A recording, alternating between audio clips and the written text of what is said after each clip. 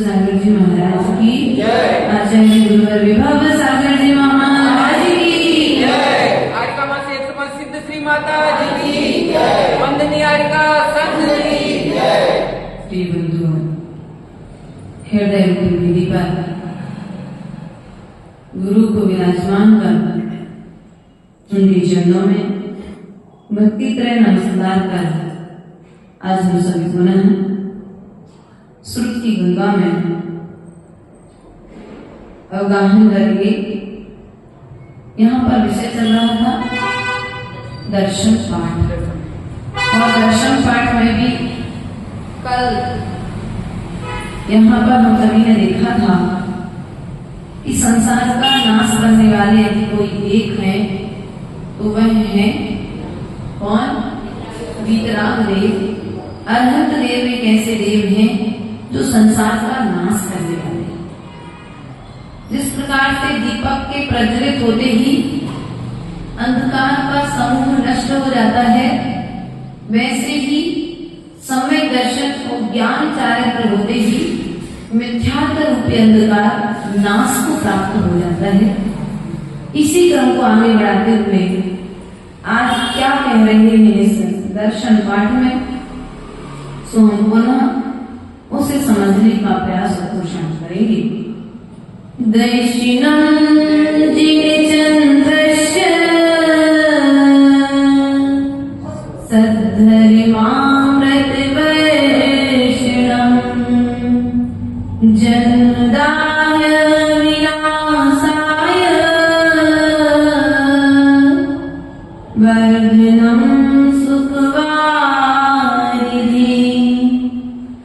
जीवादि तत्व प्रतिपादिकाय सम्यक् मुख्याय त्रिगुणाय वाय प्रशांति रूपाय दिगंबराय देवादिदेवाय नमो जिनाय देवादिदेवाय नमो जिनाय।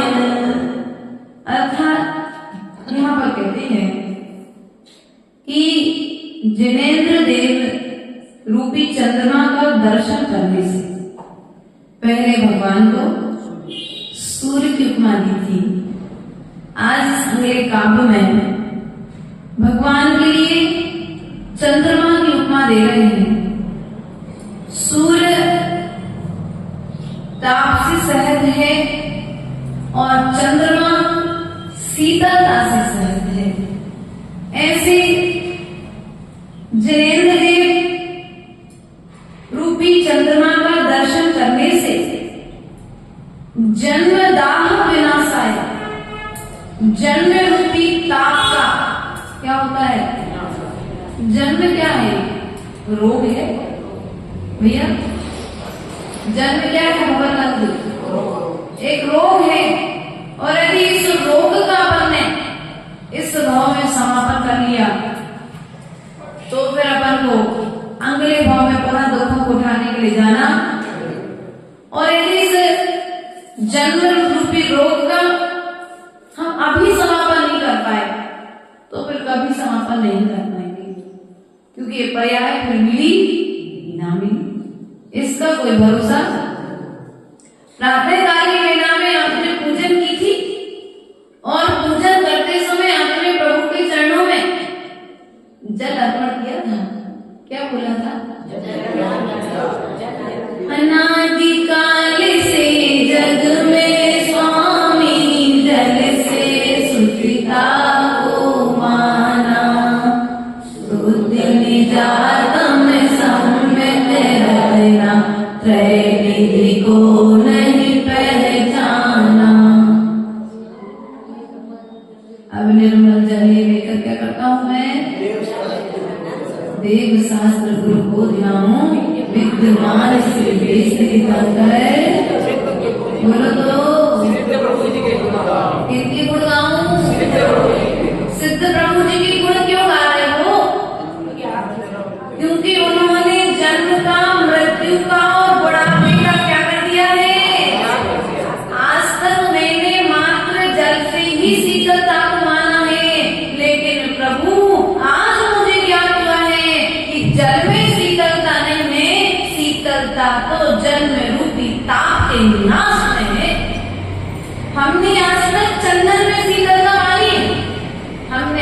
चंद्रमणि में शीतलता मानी है, लेकिन ना तो चंदन में शीतलता है, न चंद्रमणि में शीतलता है। वास्तविकता में यदि कहीं शीतलता है तो भगवान आपके श्री चरणों में शीतलता है, जो हमारे जन्म रूपी रोग को नाश करती है। इसने क्या कहा? जन्म रूपी ताप का नाश करने वाले वर्धनम सुख वाली। अरे किसकी वृद्धि करती है प्रभु? वर्धनम सुख वाली, सुख रूपी समुद्र की वृद्धि होती है। किससे? जिनेंद्र भगवान के दर्शन। आप लोग रोज बोलते हो दर्शन पाठ प्रभु चरणों में, बोलते कि नहीं बोलते? बोलते तो हो, लेकिन माता जी आता नहीं पता, स्वभाव भाषण नहीं होगा। आप क्या कह रहे हो प्रभु से कि जिनेंद्र रूपी चंद्रमा का दर्शन करने से जन्म रूपी दाह का नाश होता है, सुख रूपी समुद्र वृद्धि को प्राप्त होता है और धर्म रूपी अमृत की वर्षा होती है। क्या होती है? सद्धर्मामृत वर्षणम। जिनेंद्र भगवान के दर्शन करने से धर्म रूपी अमृत की वर्षा प्राप्त होती है। आपने जल की वर्षा देखी, दुग्ध की वर्षा देखी, घी की वर्षा देखी? नहीं देखी। लेकिन ये वर्षाएं जो होती हैं, शुभ वृष्टियां जो होती हैं, ये शुभ वृष्टियां तो मात्र इस फुदकल तन को सुखी बनाती हैं, लेकिन आपके जो शीतल वचन है, वे शीतल वचन मेरे चेतन को सुखी बनाते हैं। इसलिए ही प्रभु मैं क्या करता हूँ? आपका दर्शन अपने जन्म को नाश करने के लिए कर रहा हूँ। आपके पास में जो है आप वही तो दोगे ना। जो भगवान के पास में है नहीं है वो तो मांगोगे तो मिलेगा क्या? बोलो। जो स्वयं अपने जन्म जरा का नाश करके बैठे हैं, मरण का नाश करके बैठे हैं, क्या वे तुम्हारे जन्म की उम्र को बढ़ा पाएंगे क्या? यदि किसी का मृत्यु का समय आ गया है तो तुम प्रभु की खूब भक्ति करना, लेकिन उसकी आयु का एक अंश भी तुम बढ़ा नहीं सकते और आयु का एक अंश भी घटा नहीं सकते। यदि आयु शेष है तो घटा नहीं सकते और आयु शेष नहीं है तो बढ़ा नहीं सकते। ऐसा हमारे प्रभु ने कहा है। इसलिए प्रिय बंधुओं, नाश करना है किसका? किसका नाश करना है? जन्म का नाश करना है, मरण का नाश करना है, बुढ़ापे का नाश करना है। ये अतिशय होता है। प्रभु के लिए कभी बुढ़ापा नहीं आता। क्या? प्रभु के लिए कभी बुढ़ापा नहीं आता। उनका जो मरण होता है ना, सिद्ध 13वें गुण स्थान में जाकर के तुम्हारे शरीर को तो जलाने के लिए लेकर के जाना पड़ता है, लेकिन उनका शरीर भी कपूर की भांति उड़ जाता है। कपूर रख दो आप खुला हुआ, दूसरे दिन सुबह तक देखना आधा कपूर बचेगा। उस कपूर को आप खुला नहीं रख सकते। किराने की दुकान जिनकी होगी उनको मालूम होगा, क्योंकि उस कपूर की विशेषता है, उसे जैसी जलवायु का सहयोग मिलेगा वैसे वह आकाश में उड़ जाएगी। प्रिय बंधुओं, हमें प्रतिपल स्मरण रखना है, हमने आज तक जन्म कौन कौन सी योनियों में जन्म नहीं पाया। एक आध कोई योनि बची क्या? तिरंजगति की गाय भैंस कुत्ता बन के आए कि नहीं आए? सभी भवों में कुछ ना कुछ बन करके हम रहे हैं, क्योंकि ये जीव अनादि काल से है और अनंत काल तक रहेगा। क्या? अनादि काल से है और अनंत काल तक रहेगा। आदिनाथ जब थे तब भी ये जीव था और आज आदिनाथ नहीं है तब भी ये जीव है। क्यों है ये जीव? उन्होंने उसी भाव से साधना की, सो वे मोक्ष चले गए, और हमने साधना नहीं की सो हम इस पंचम काल में भटक रहे हैं। इसलिए क्या करो? तो अंग्रेज काव्य में आचार्य भगवंत कहते हैं, जीवादि तत्व प्रतिपादिकाय सम्यक्त मुख्याश्च गुणाय। क्या है? उन सर्वज्ञ देव को नमस्कार हो जिन्होंने जीवादि तत्वों का प्रतिपादन गुण सम्यक आदि 8 प्रमुख गुणों के जो समुद्र है। सम्यक आदि 8 गुण कौन से हैं? शंका करना, निसंकेत, निवांछित, निर्विचिकित्सा, मूढ़ दृष्टि, कुतूहल, स्थितिकरण, वात्सल्य और प्रभाव। ये 8 अंग हैं। कौन कौन से धर्मेंद्र भैया? दोनों धर्मेंद्र भैया। निसंकेत, निकांक्षित, निर्विचिकित्सा, अमूढ़ दृष्टि, कुतूहल, स्थितिकरण, वात्सल्य और प्रभाव। ये 8 अंगे यदि एक भी भाव में मैंने इन 8 अंगों पर निर्दोष पालन किया होता तो शायद इस पंचम काल में नहीं आया, क्योंकि अब सम्यक दृष्टि होते, चाहे बड़े बड़े महान आचार्य परमेष्ठी हों, चाहे हम सामान्य श्रावक हों, जितने भी जीवों का इस पंचम काल में जन्म हुआ है, सभी के जन्म का एक कारण खड़ा है मिथ्यात्व। मिथ्यात्व के साथ ही जीव जन्म लेता है और मरण के समय अगर उसने पुरुषार्थ किया तो सम्यक के साथ मरण करके वह स्वर्ग आदि के सुखों को प्राप्त कर सकता है। इसलिए दुर्लभ क्या है? लोग कहते हैं माता जी हमने दूसरी प्रतिमा के व्रत ले लिए, हमने तीसरी प्रतिमा के व्रत ले लिए, हमने 5वीं प्रतिमा के व्रत ले लिए, हमने 7वीं प्रतिमा के व्रत ले लिए। बताओ माता जी कौन सी प्रतिमा का अच्छे से पालन करना चाहिए? कौन सी कितनी प्रतिमा धारण करने में ज्यादा करने की निर्जरा है? हम कहते हैं प्रतिमाओं लेने में करने की निर्जरा तो होती है, निश्चित है, लेकिन उन प्रतिमाओं में जो पहला गुण है सम्यक दर्शन गुण, उस सम्यक की निर्दोष साधना प्रारंभ हुई है कि नहीं हुई है? निसंकेत इन 8 अंगों में पहला अंग है निसंकेत, शंका रहित होना। क्या होना भैया? निर्मल जी, शंका रहित होकर के आचरण करना। जो प्रभु ने कहा है वही सत्य है, अन्यत्र कोई बात सत्य नहीं। अरे रात में भोजन नहीं करेंगे, रात में दवाई नहीं खाएंगे तो हमें समाधि हो जाएगी भैया। हमारा आयु कर्म में शेष है ना, और तुमने यदि रात्रि में दवा खाने का त्याग किया है तो ध्यान रखना, नियम को तोड़ना मत, नियम को छोड़ना मत। यदि तुम नियम छोड़ोगे तो नियम का फल तुम्हें नरकों में छोड़ देगा, और यदि तुम नियम पालोगे उसी नियम का फल तुम्हें स्वर्ग में लेकर के जाएगा, क्योंकि पंचम काल की व्यवस्था है। स्वर्ग के अलावा कहीं व्यक्ति जा नहीं सकता, और भी 16 स्वर्ग के ऊपर जाने की व्यवस्था नहीं है पंचम काल में। तो क्या करो? निसंकेत आदि 8 गुणों का निर्दोष पालन करो। धर्मात्मा पर, साधु पर, शास्त्र पर, गुरु पर, देव पर कभी भी शंका मत करो। हम क्या करते हैं? शंका करते हैं, डाउट करते कि नहीं करते? आप लोग क्लियर कुछ नहीं है, लेकिन फिर भी शंका, डाउट तो भीतर में, बल्कि स्पष्ट अपने शास्त्रों में जितना स्पष्टीकरण है उतना स्पष्टीकरण कहीं किसी भी शास्त्र में नहीं है। यहाँ तो कुछ भी डाउट नहीं छोड़ा, आचार्य ने सब कुछ स्पष्ट लिख दिया। लोगों ने कहा कि स्वर्ग हमने देखा नहीं, मोक्ष हमने देखा नहीं, तुम कैसे विश्वास करें भैया? तुमने स्वर्ग नहीं देखा, तुमने मोक्ष नहीं देखा, लेकिन हमारे उमा स्वामी महाराज ने तत्काल सूत्र के 3रे अध्याय में और तत्काल सूत्र के 2रे 4थे अध्याय में स्वर्ग और मोक्ष की व्यवस्था को बदला दिया है।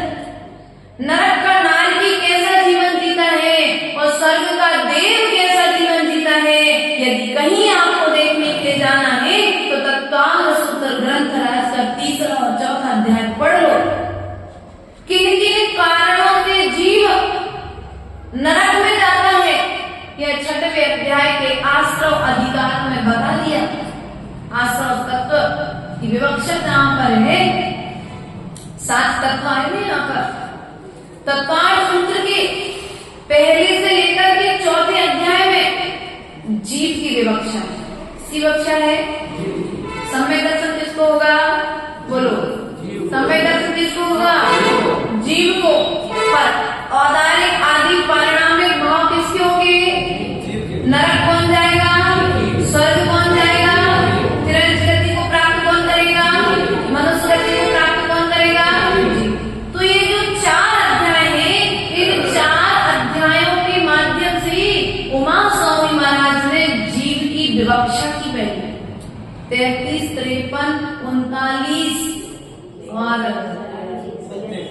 कितने हैं? 42, 27, 39, 47, 26 और 9।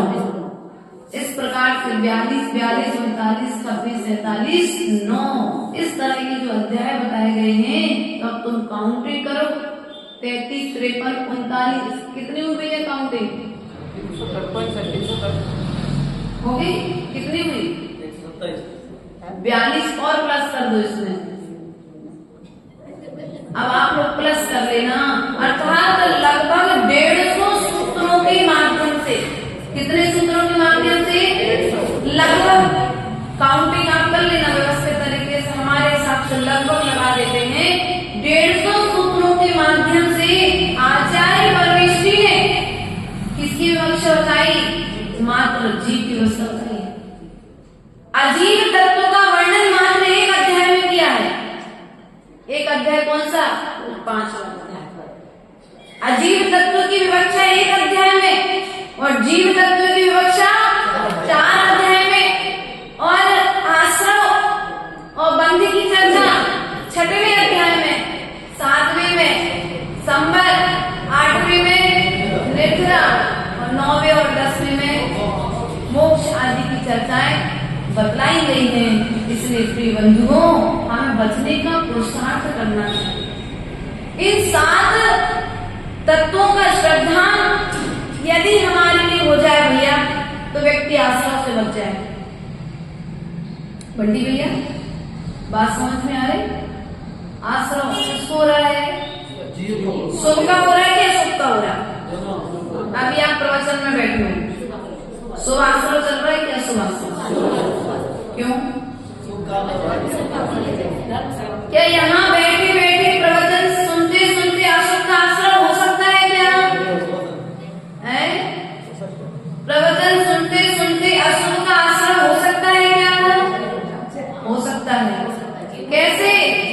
अरे यार, रोज रोज तो सुनते रहते प्रवचन, आप घर कोई लेके बैठ गए। अब तो मैं भीतर में श्रद्धा ये विचार करते उस समय, आज मेरा सौभाग्य तो देखो तो मुझे रोज रोज वही विषय सुनने मिल रहा है, मेरा संस्कार पक्का बन जाएगा। लेकिन व्यक्ति के कुछ नया चाहिए हर रोज। भैया जो नया हमारे आचार्य ने दिया है वही नया हम परोसने का प्रयास करते हैं आपके लिए। अब बस ये है कि आप उस विषय को किस रूप में स्वीकार करते हैं, किस रूप में आप उसे ग्रहण करते हैं, किस रूप में आप उसका आचरण करने का प्रयास करते हैं, तब कहीं जाकर के हमारे द्वारा ये बोए गए प्रवचन के माध्यम से चारित्र के बीज फलीभूत होंगे। अब आप उसे जैसे एक्सेप्ट करोगे वैसे फल मिलेंगे। इसलिए क्या करो? अपने सम्यक का निर्दोष पालन करने का प्रचार करो। किसका पालन करना है? निर्दोष। कभी शंका नहीं करना।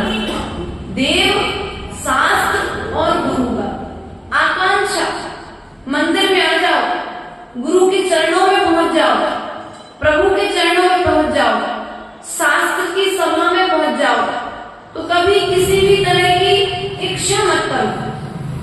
क्या इच्छा मत करो कि मुझे जिनेंद्र भगवान के दर्शन करने से मेरा व्यापार अच्छा करने लगे। भैया व्यापार न कभी भगवान के दर्शन करने से चला है और न कभी चलेगा। भगवान के दर्शन करने से पुण्य का अर्जन होता है।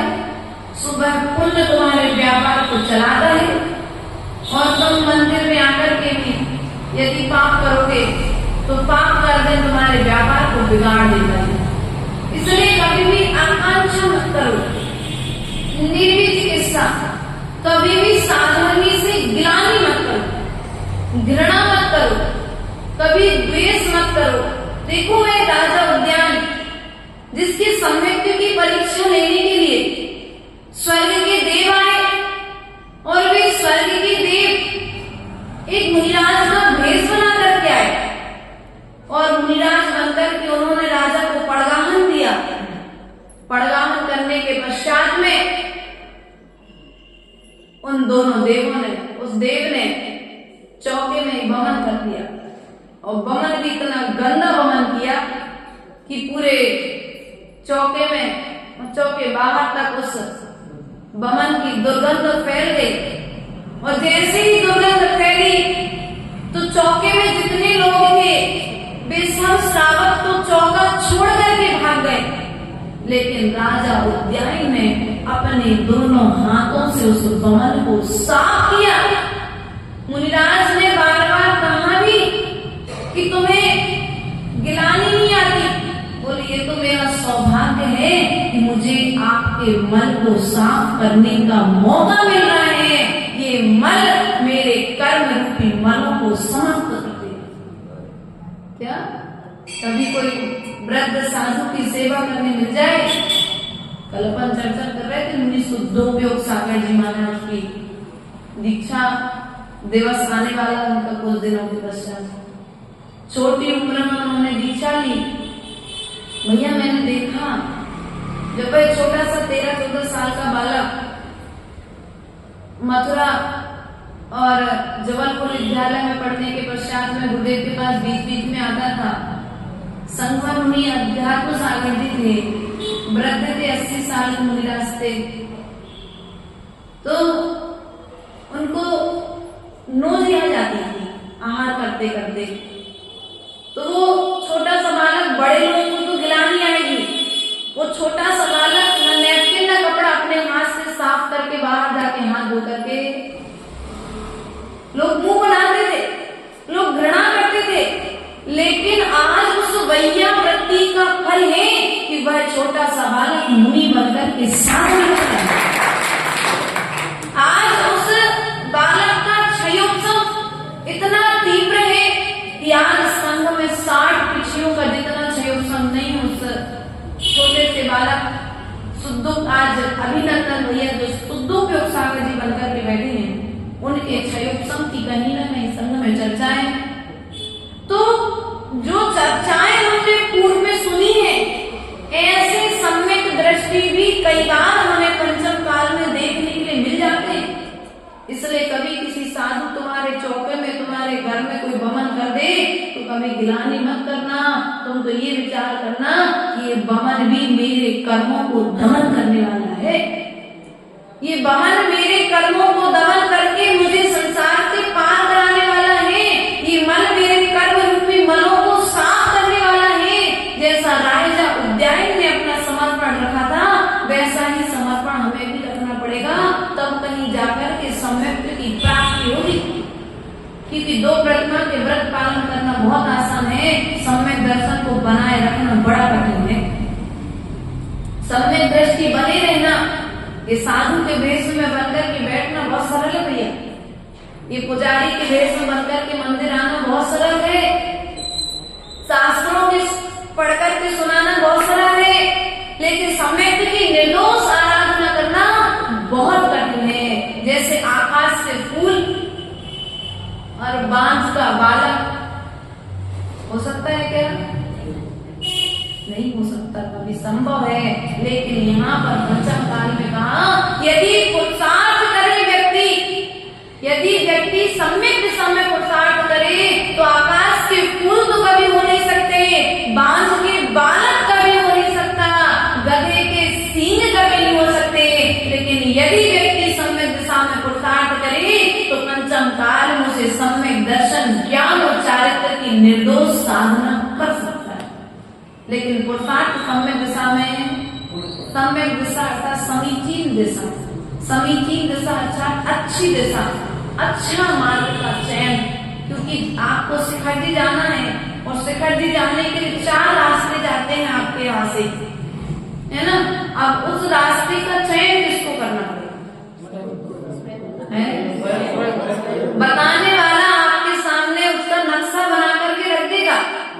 जैसे हमको बाबनगढ़ जाना है तो चाहे तो रतलाम होकर के भी जा सकते थे, चाहे तो कुशलगढ़, खानला, राणापुर होते ही भी चले जाए, और चाहे तो इंदौर से सीधा बाबनगढ़ भी कर सकते थे, और चाहे तो महाराष्ट्र से उस दिशा से आते तो उस दिशा से बाबनगढ़ पहुंच सकते थे। लेकिन चयन हमारा है कि हमने कौन सी दिशा का चयन किया।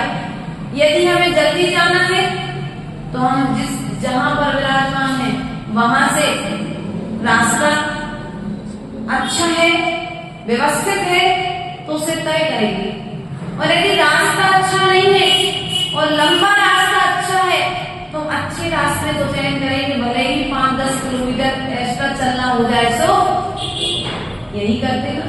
उसी प्रकार से आप लोग पंचम काल में मनुष्य पर्याय है तो अपने इस निर्विज इस संग का निर्दोष पालन करो। कभी साधुओं को देखकर के घृणा मत करो, कभी साधुओं के रूप रंग को देखकर के गिलानी मत करो। अरे वो महाराज कितने सुंदर लगते हैं, अरे वो माता जी कितनी सुंदर लगती है, अरे उनकी आवाज तो देखो, वो कितना अच्छा गाती है, वो कितना अच्छा बोलती है। अरे भैया, जिस बोल के पीछे तुम भाग रहे हो ना, जिस रूप के पीछे तुम भाग रहे हो ना, एक दिन वो रूप और वो वचन रहने वाले नहीं है। वो रूप भी एक दिन नष्ट हो जाएगा कि नहीं हो जाएगा मलक भैया? जब नष्ट होने वाला है तो रहेगा क्या? चारित्र। इसलिए यदि किसी भी साधु से जुड़ने के लिए जाओ तो रंग, रूप और स्वर से नहीं जुड़ना, आवाज से नहीं जुड़ना। यदि तुम्हें जुड़ना है तो साधु के चारित्र से जुड़ना, क्योंकि चारित्र से जुड़ोगे तो चारित्र को प्राप्त कर पाओगे, और रूप रंग से जुड़ोगे तो तुम कुछ भी प्राप्त नहीं कर पाओगे। क्योंकि आगे आने वाले समय में ये शरीर का परिणाम होगा, जो आज सुंदर दिख रहा था वह कल भविष्य में असुंदर दिखने लग जाएगा। उसके पश्चात में अमूढ़ दृष्टि अर्थात कुगुरु कुदेव और कुशास्त्रों को ना मानना। कुगुरु कुदेव और कुशास्त्र तो आपको जानते ही हैं। उसके पश्चात में उपगूहन स्थितिकरण, उसके पश्चात में वात्सल्य और प्रभाव। उपगूहन, दोषों को छिपाना नहीं है, दोषों को तत्काल ढक करके फिर उस व्यक्ति का स्थितिकरण करना है। क्या करना है? यदि कोई गलत मार्ग में जा रहा था तो उसके लोक में निंदा ना हो जाए, तो उसे तत्काल लोगों की दृष्टि से बचा करके, उसको अपमान से बचा करके उसकी रक्षा करना, और उसके पश्चात में उसे समझा बुझा करके उसे सन्मार्ग में लेकर के आना। लेकिन अपन ऐसा करते तो, यदि कहीं किसी के परिवार की, घर की, समाज की, मुनिराज की, माता जी की, चुल्लक जी की, अलग जी की, कहीं कोई मंदिर की हमको कोई जानकारी मिल जाए तो सबसे पहले व्हाट्सएप पर कर दे कि नहीं करते? सबसे पहले निकाल करके फोटो खींचते कि नहीं खींचते? अब बताओ, उपगूढ़ अंग का निर्दोष पालन चल रहा है क्या? निर्दोष पालन चल रहा है कि उपगूढ़ अंग का? नहीं चल रहा है। इसलिए यदि तुम उपगूढ़ अंग का निर्दोष पालन करना चाहते हो तो पहले साधर्मी के दोषों को ढकना सीखो, और दोषों को ढकने के पश्चात में उस दोष का स्थितिकरण करो कि देख भैया, आज तक तुमने ये दोष किया है, लेकिन अब आगे से दोष नहीं करना। देखो, हमने एक बार तो तुम्हें बचा लिया, लेकिन हम बार बार थोड़ी ना बचाएंगे। अपना घर में कोई बच्चा गलती करता है तो अपन उसे समझाते प्यार से कि नहीं समझाते? और दुनिया वाले कहे कि तुम्हारे बच्चे ने ऐसा दोष किया तो आप लोग क्या कहते? उसने कुछ नहीं किया ऐसा, तुम लोगों ने सुन लिया होगा गलत। मैंने तो पूछा था अपने बच्चे से, तत्काल तुम उसे अपमान से बचाने के लिए झूठ बोलते हो, लेकिन वह झूठ भी धर्म की रक्षा के लिए है, वह झूठ भी तुम्हारे सम्यक दर्शन की सुरक्षा के लिए है। उसके पश्चात में वात्सल्य और प्रभावना करने के लिए कुछ भी नहीं करना पड़ता है। प्रभावना करने के लिए हमें साधर्मी के प्रति वात्सल्य रखना पड़ता है, और जहाँ पर वात्सल्य रहेगा वहां पर प्रभावना अपने आप हो जाएगी। प्रभावना करने के लिए प्रवचन करने की जरूरत नहीं है क्या भैया? प्रभावना करने के लिए अभिषेक भैया प्रवचन करने की जरूरत नहीं है, क्योंकि जिनने प्रवचन नहीं किए उनकी भी प्रभावना हुई, और जिनने प्रवचन किए उनकी भी प्रभावना हुई है। लेकिन लोग ऐसा सोचे कि हम प्रवचन नहीं करते इसलिए हमारी प्रभावना नहीं होती, तो ये गलत बात है। क्योंकि आचार्य भगवंत विद्यासागर जी जैसे महाराज तो रोज प्रवचन करते ही नहीं थे, अपने चारित्र का निर्दोष पालन करते थे। 6 दिन अपनी साधना और 1 दिन प्रवचन, मात्र रविवार क्षेत्रों पर उन्होंने लगभग अपने चातुर्मास किए हैं, और क्षेत्रों पर रहकर 6 दिन उपदेशना प्रदान करते थे, लेकिन फिर भी उनके जैसी प्रभावना पूरे इस पंचम काल में कोई दूसरा साधक नहीं कर पाया। इसलिए आज जो लोगों ने मान्यता बना ली है कि रोज रोज प्रवचन करेंगे तो हमारी प्रभावना बहुत अच्छी, भैया प्रभावना प्रवचन करने से नहीं होती है। प्रवचन करने से जिनेंद्र भगवान की आज्ञा का पालन होता है, प्रभावना तो चारित्र के निर्दोष पालन करने से होती है। इसलिए आचार्य गुरुदेव सदा कहते थे, तो मैं कहती थी गुरुदेव मुझे प्रवचन करना नहीं आता, और आज भी नहीं आता प्रवचन करना। आप लोग भले कुछ भी कहो, मुझे आज भी प्रवचन करना नहीं आता, क्योंकि प्रकट वचन तो वही है जो जीवन में परिवर्तन ला दे। और आप लोग के साथ क्या है, सुनते तो सब कुछ हो, लेकिन आचरण में कुछ लाने वाले तो अनंत भगवान के वचनों को प्रवचन कहाँ है। हम तो मात्र एक बीच में भूमिका बनकर के बैठे हुए हैं, एक मार्ग बदलाने के लिए आपके बीच में है। इसलिए जब प्रवचन करना नहीं आता था तो गुरुदेव जी कहते थे, गुरुदेव प्रवचन करना हमको आता ही नहीं है। तो गुरुदेव कहते थे, कोई बात नहीं, घबराना नहीं, तुम तो अपने चारित्र को निर्दोष बनाए रखना। प्रवचन करने से अकेले से प्रभावना होने वाली, तुम्हारा चारित्र भी यदि निर्दोष होगा तो जैन धर्म की प्रभावना हो जाएगी। और यदि हमारा चारित्र निर्दोष नहीं है और अच्छे से अच्छे बड़े से बड़े वक्ता बने रहे हम, तो बताओ जिस शासन की प्रभावना कर पाएंगे क्या? दीपक भैया हमसे अच्छे अच्छे वक्ता है संसार में। ऐसे क्या होते मेडिटेशन गुरु यहाँ ऐसे ऐसे विराजमान है इस पंचम काल में कि बढ़िया पानी पीते जाएंगे और अच्छी से अच्छी स्पीच देते जाएंगे, और उनकी वो स्पीच सुनने के लिए लोग लाखों रुपए खर्च करते हैं। करते कि नहीं करते भैया? वहां पर क्लासेस लेते हैं, जाकर के उनके बीच में बैठते हैं। लेकिन आज क्या है, व्यक्ति वक्ता के पीछे जा रहा है लेकिन अपने व्यक्तित्व के पीछे। और जैन शासन वक्ता के पीछे नहीं जाता है, जैन शासन व्यक्तित्व के पीछे जाता है। जैन शासन में व्यक्तित्व की पूजा है, व्यक्तित्व को नमस्कार है, व्यक्तित्व की मान्यता है, वक्ता की पूजा नहीं है। इसलिए 6 दिन प्रवचन करो, आचरण करके प्रवचन दिखाओ। शास्त्रों का जो तुमने अध्ययन किया है 6 दिन उसका आचरण करके दिखाओ, और 7वें दिन उसे मुख से बोल करके बताओ। उसके पश्चात में वात्सल्य अंग, इन 8 अंगों के विषय में प्रशांत रूपाय दिगंबराय क्या है, जो प्रशांत रूप है, दिगंबर है, ऐसे अनंत प्रभु के लिए देवाधिदेवाय नमो जनाय, ऐसे देवाधिदेव अनंत देव के लिए मैं नमस्कार करता हूँ। इसलिए प्रिय बंधुओं, ये जो 7 तत्व बताए हैं, कितने तत्व बताए? बोलो तो कितने तत्व है? 7। कौन कौन से? जीव,